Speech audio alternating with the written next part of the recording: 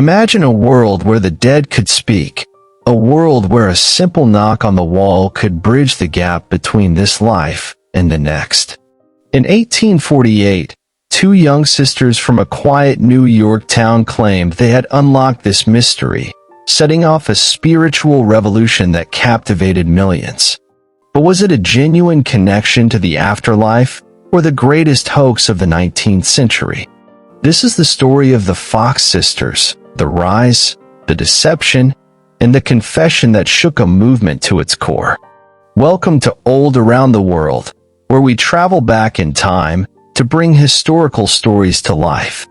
In the quiet town of Hydesville, New York, in 1848, two young sisters, Margaret and Kate Fox, would unknowingly set the stage for one of the most controversial spiritual movements in history. The Fox family had recently moved into a small farmhouse when strange, unexplained noises began echoing through the house. The mysterious knocks, later called spirit rappings, seemed to respond intelligently to questions. It wasn't long before the sisters claimed they were communicating with the ghost of a murdered peddler buried beneath their home. Word of the Fox sisters' alleged connection to the spirit world spread quickly. Neighbors and curious townsfolk gathered at the house to witness the eerie phenomenon. When the girls demonstrated that the knocking sounds responded to their commands, the community was divided. Some believed the sisters had made contact with the dead, while skeptics dismissed it as a hoax. However, their fame continued to grow as they refined their methods, creating a system of raps that allowed spirits to speak. The Fox family's growing notoriety attracted the attention of Leah Fox, the eldest sister, who saw an opportunity. She took Margaret and Kate under her wing and moved them to Rochester, a larger city where they could showcase their abilities. In Rochester, the sisters held séances for prominent figures, quickly establishing themselves as mediums. Their reputation solidified as more people sought to witness their communication with the dead, leading to the birth of the modern spiritualist movement. By the early 1850s, the Fox sisters had become celebrities. They began touring New York and beyond, holding public demonstrations in packed theaters. With Leah managing their engagements, they captivated audiences, showcasing their ability to summon spirits through rapping sounds.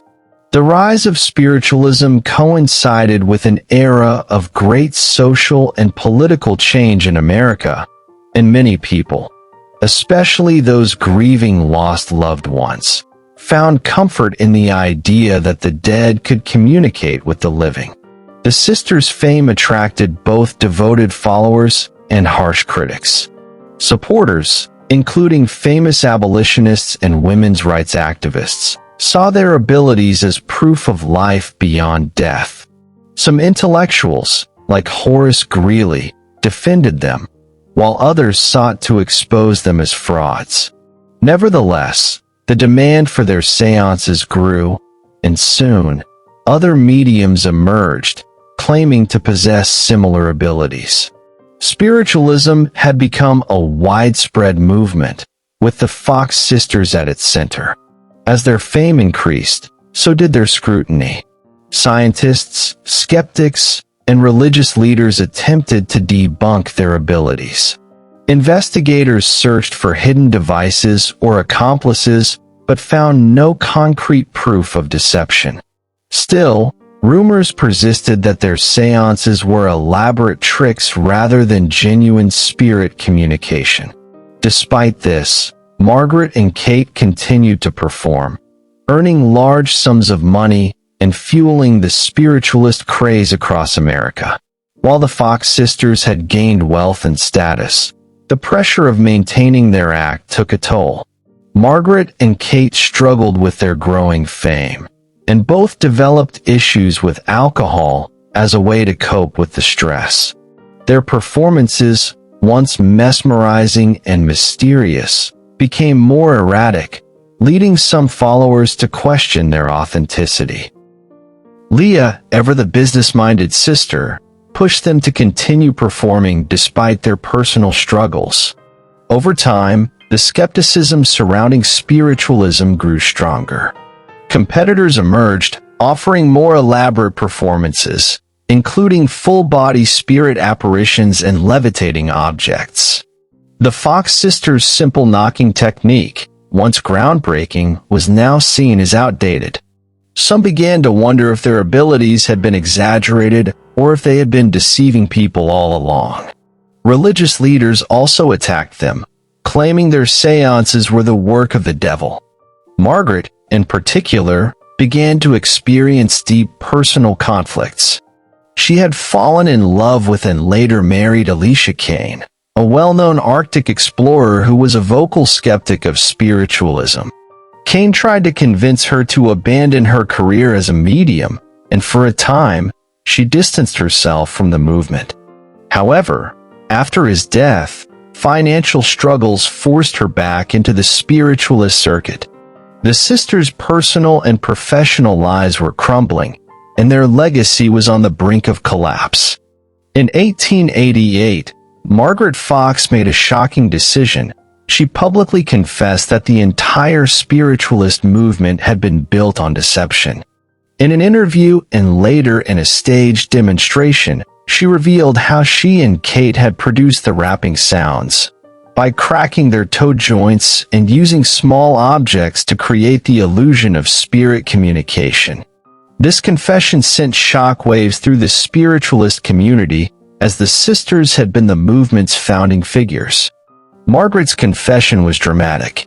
Before a packed audience in New York City, she demonstrated the technique she and Kate had used for decades, proving that the ghostly knocks had been nothing more than clever tricks.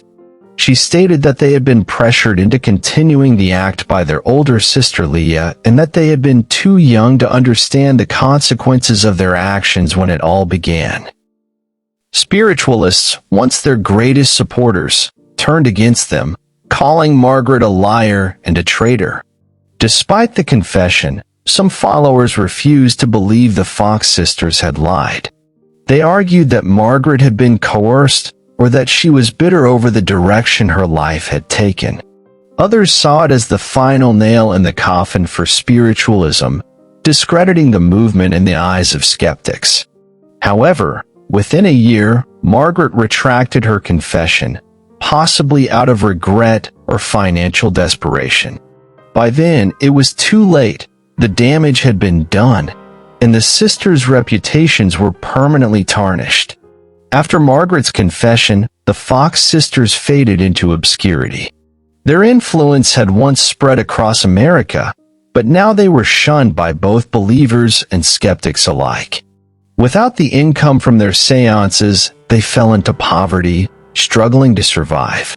Kate, already battling alcoholism, became increasingly unstable. Margaret, now seen as an unreliable figure, had lost all credibility. Kate's drinking worsened, and by 1892, she was found dead in a state of severe neglect. Margaret, devastated by the loss of her sister, died a year later, also in poverty. Leah, who had distanced herself from them, had lived a more stable life but passed away in 1890. The once famous Fox sisters, who had shaped an entire movement, had met a tragic and lonely end. Despite their downfall, the legacy of the Fox sisters lived on. Spiritualism continued to thrive, with new mediums taking their place. Even today, many modern spiritualists regard their original séances as genuine, despite the confession. The question of whether they ever possessed real supernatural abilities remains a topic of debate. Although their story ended in tragedy, the Fox sisters had a profound impact on history.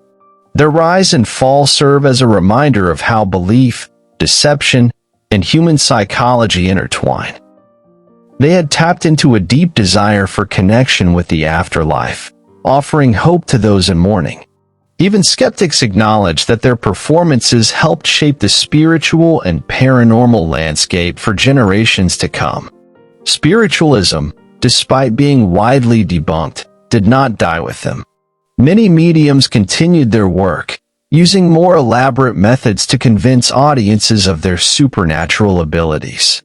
Organizations dedicated to spiritualism still exist today, conducting séances and advocating for spirit communication. The movement has evolved, but its roots trace directly back to the Fox sisters and their mysterious knocking sounds in Hydesville. Their story also serves as a cautionary tale about the power of deception and the dangers of fame. Whether they started their act as innocent children or deliberate frauds, their influence was undeniable. Their confessions and contradictions only deepened the mystery, ensuring that their place in history would continue to linger.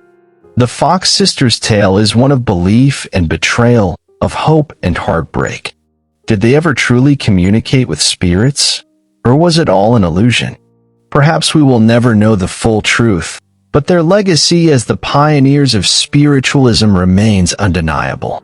The story of the Fox sisters is a powerful reminder of how belief, deception, and curiosity can shape history. Whether they were true mediums or masterful tricksters, their influence on the spiritualist movement is undeniable. But what do you think? Were they gifted with supernatural abilities? Or was it all an illusion? Let's keep the conversation going. Share your thoughts in the comments. Like this video if you enjoyed the story, and don't forget to subscribe for more incredible historical tales. History is full of mysteries. Let's uncover them together. Bye, history lover.